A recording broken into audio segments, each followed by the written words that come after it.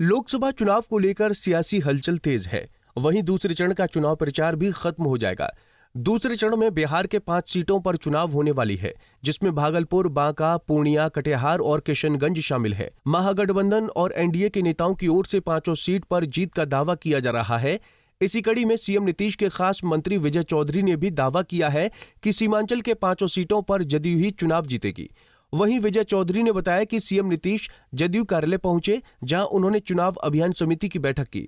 CM ने सभी को निर्देश दिया कि 26 तारीख को होने वाले दूसरे चरण के चुनाव पर पैनी नजर रखें। देखिए, दूसरा चरण, सही बात है कि बिहार में दूसरे चरण में जिन 5 क्षेत्रों में मतदान होना है, 5 क्षेत्रों में एनडीए के तरफ से जदयू के ही उम्मीदवार हैं और हम लोग पूरी गंभीरता से इस अभियान का अनुश्रवण यानी मॉनिटरिंग भी कर रहे हैं और काफ़ी संतोषप्रद ढंग से हम लोग का अभियान चल रहा है। और हम लोगों की गंभीरता का अंदाज़ा आप इसी से कर सकते हैं कि अभी आपके सामने हम लोगों के नेता मुख्यमंत्री जी स्वयं आए थे पार्टी दफ्तर और आके उन्होंने सारे लोकसभा क्षेत्रों का हाल लिया है, जो ये दूसरा चरण है उसका, और ये तो अब धीरे धीरे समीप आ गया है। इसकी तो तैयारी, अभियान सब कुछ अंतिम चरण में है और बाकी उसके आगे भी हम लोग की रणनीति कैसे चलेगी उसके बारे में काफ़ी अच्छे से विमर्श किया है और उन्होंने आवश्यक निर्देश दिया है और हम सब लोग मिलके उस पर कर रहे हैं। वहीं मंत्री ने दावा किया कि बिहार में दूसरे चरण में जिन 5 क्षेत्रों में मतदान होना है, उन 5 क्षेत्रों में एनडीए की तरफ से जेडीयू के ही उम्मीदवार हैं।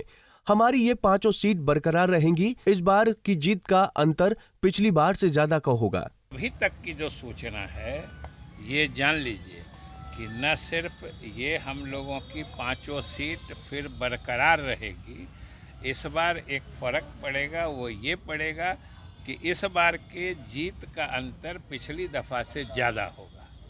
यही हम लोगों के अभी तक जो हम लोगों ने इसकी समीक्षा की है उसका मतलब लब्बुलुआब जो कहते हैं वो यही है। अच्छा, ये मुख्यमंत्री जी ने चिट्ठी भी लिखा है लोग बिहार वासियों के नाम पर और कहा कि 2005 के पहले क्या स्थिति थी और 2005 पर एनडीए सरकार ने आया तो क्या किया और एनडीए के पक्ष में वोट करने को भी कहा। क्या ये तो स्वाभाविक बात है। चुनाव के समय में पहले भी मुख्यमंत्री जी ने चिट्ठी लिखी थी और चुनाव समय में चुनाव अभियान के एक तरीके के रूप में सरकार और ख़ास तौर से हम लोग के मुख्यमंत्री जी के नेतृत्व में जो सरकार की उपलब्धियां रही हैं, हम लोग आम मतदाता को, आम आवाम को बताते रहे हैं और ये काफ़ी एक तरह से सशक्त तरीका है अपनी बात लोगों तक पहुंचाने का। हम अपनी उपलब्धियों के साथ हर घर, हर परिवार तक पहुंच रहे हैं। विजय चौधरी ने बताया कि 26 अप्रैल को ही पीएम मोदी बिहार आने वाले हैं। वो इस दिन अररिया और मुंगेर में चुनावी सभा को संबोधित करेंगे। पटना से संजीव कुमार की रिपोर्ट।